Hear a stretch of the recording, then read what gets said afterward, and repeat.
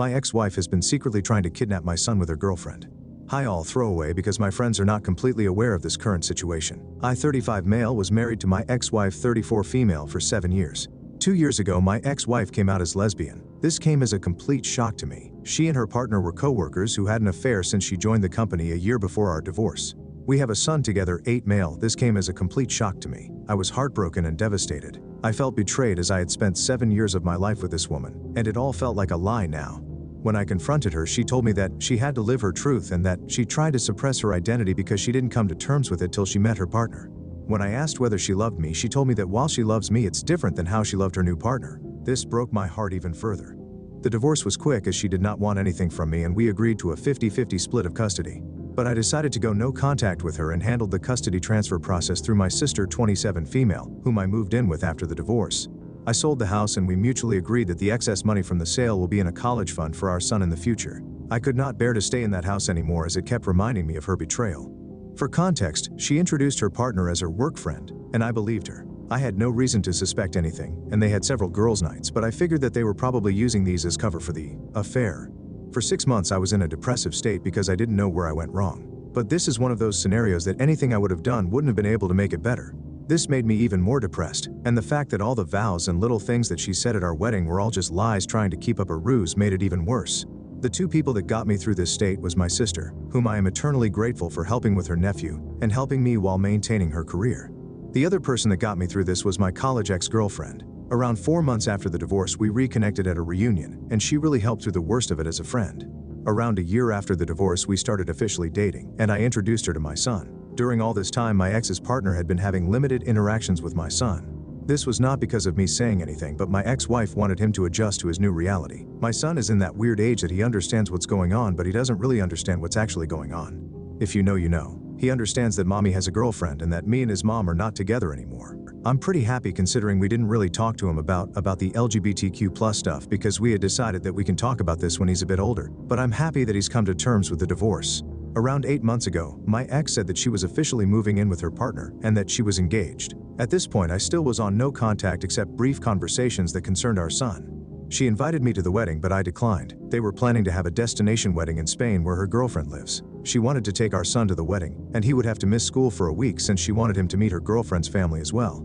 I told her that missing school for a week does not make sense, and that she should plan her wedding when he has vacation since she doesn't have a fixed date yet. She argued that most likely they won't have a date that will align with his vacations, and that they are getting married as soon as possible. I relented and agreed since I didn't want to interact with her anymore, and it was well within her rights to have her son at her wedding. The problem started when my son came back after the wedding. He was supposed to stay with me since we have a flexible week-in, week-out custody arrangement.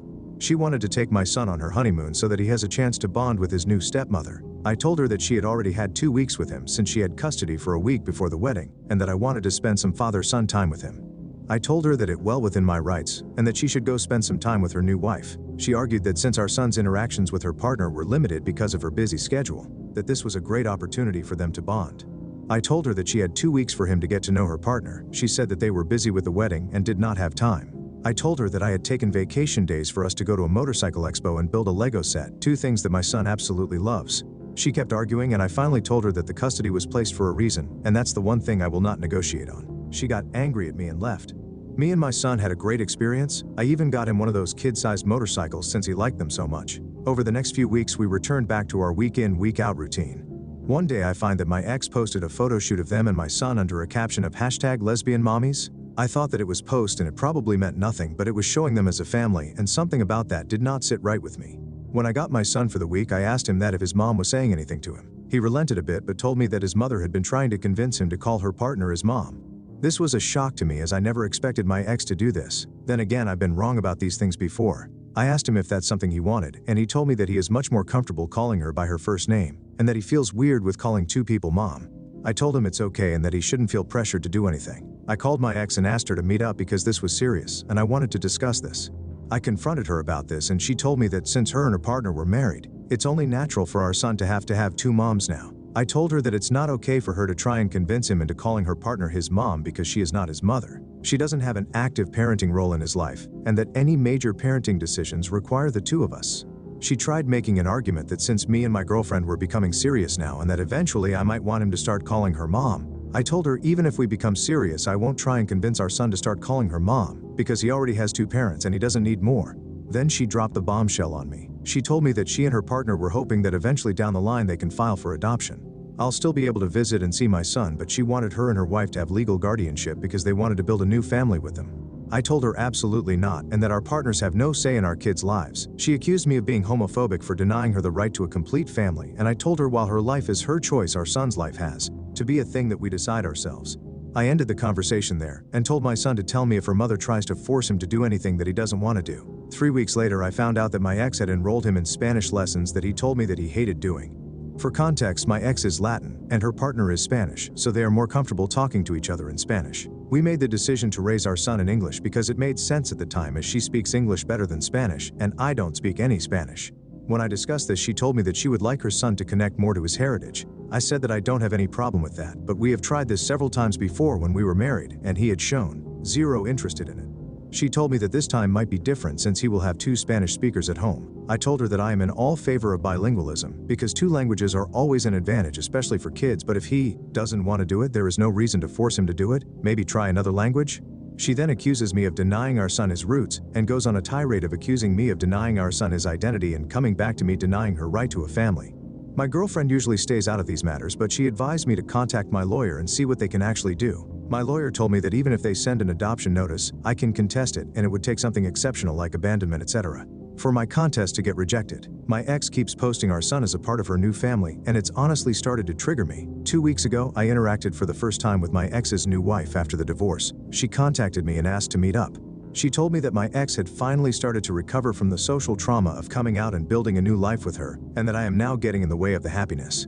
She accused me of being emotionless and uncaring through our divorce, and how I guilt-tripped her into agreeing to my demands of 50-50 custody, and how I should just agree to the eventual adoption in a few years because she has always wanted a son, and that I will still remain my son's dad and I can still visit him. I told her that I don't care what her emotional state was during the divorce, and that my demands were fair even to the most irrational person. I told her that if they want to create this image of perfect family, then they should have another kid that has no connection to me. I feel like all this has started to affect my son more than anything. He is a lot less happier than he was just a few months as we had started to adjust to this new reality.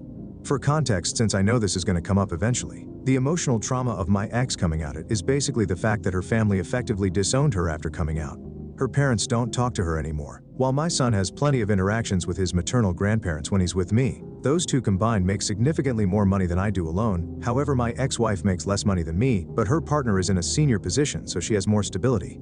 This is also an argument my ex-wife used when we discussed adoption, since they can then send our son to a private school and generally give him a better life. I don't know if this is a factor, but the recent elections may have caused this because they are worried that they might not be able to adopt soon. But they don't want to adopt my son now, but in a few years, so I doubt this to be true. Update. Hi all, it's been crazy seeing everyone's reactions to the situation, and I wanted to share a quick update with you all. First of all, I'd like to clarify that my son and I have been going to therapy since the divorce. He was doing quite well until the whole mom saga happened. My in-laws disowned her after she came out. They were not even aware about the affair when she came out to them. They still spend time with my grandson under the condition that they don't badmouth my ex and don't preach their views to him. They agreed and said that they valued a relationship with their grandson over any political view they might hold. I have been a part of every interaction that they have had with him because I was worried they might say something. Thankfully, this has not been the case. Her extended family has said to me that they have all cut her off as well, some for the affair, and some for her being gay. Our mutual friends also cut her off because of the affair.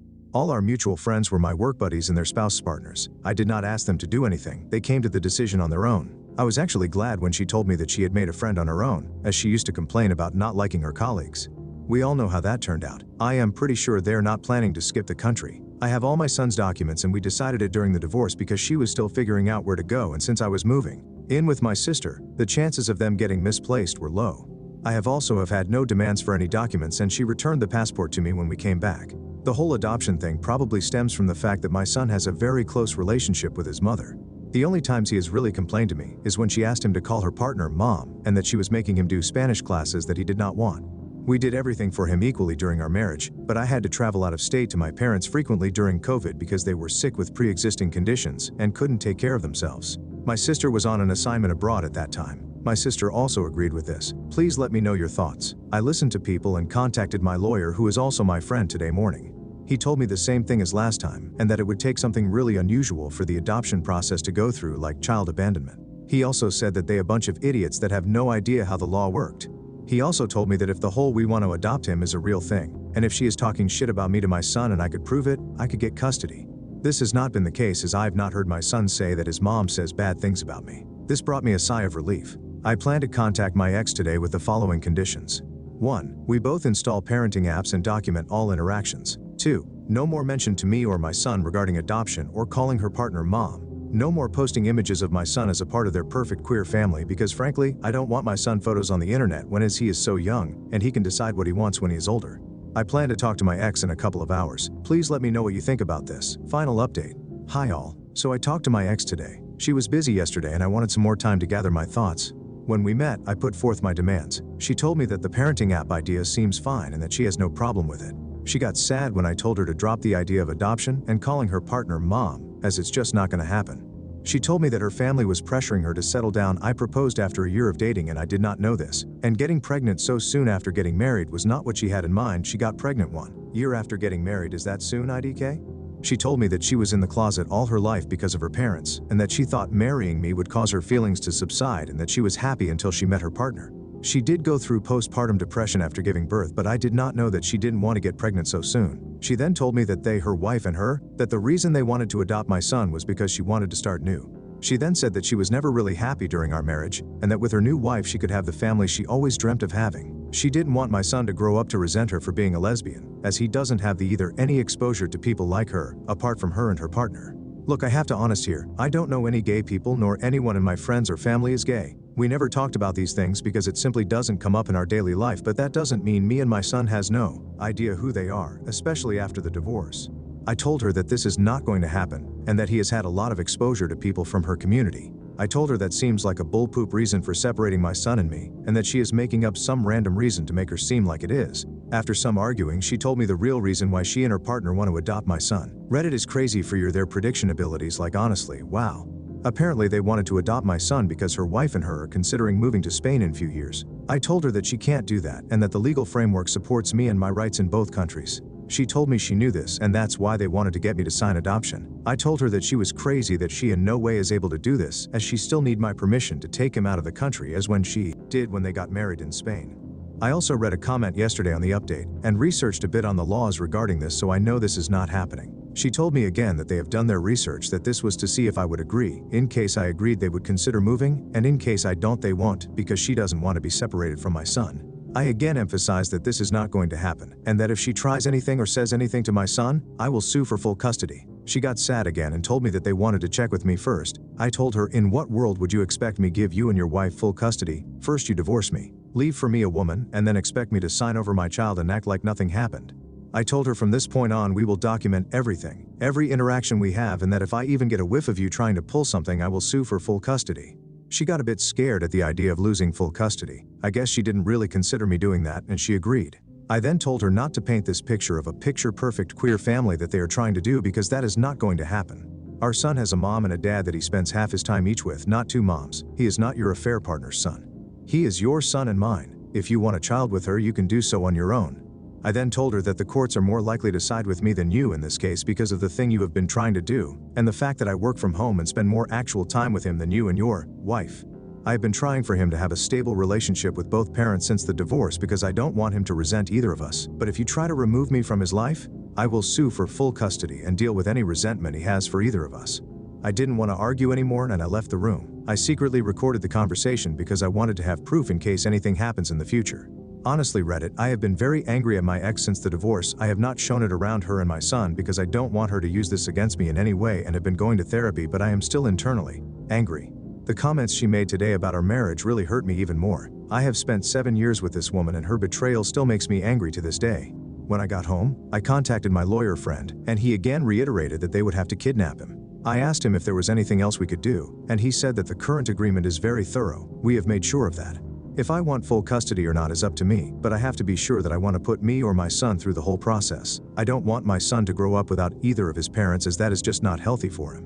That is why I won't sue for full custody now. If they are stupid enough to kidnap him, I'm sure they are not, then the law sides with me anyway. I know what position her partner is at their workplace, so I know they are making good money to leave it all behind for no good reason. As for the passport thing, I have all his documents, and all things such as notifying travel, hospital visits and others are already in the signed custody agreement. We already have a legal framework for all this. I am not going to sue for full custody now because I don't want that for my son. My ex-wife is still a good mother and loves him, and he enjoys spending time with her. Plus, my son is the type of person to openly voice out what he doesn't find okay to me, so I will know if they continue any of their nonsense.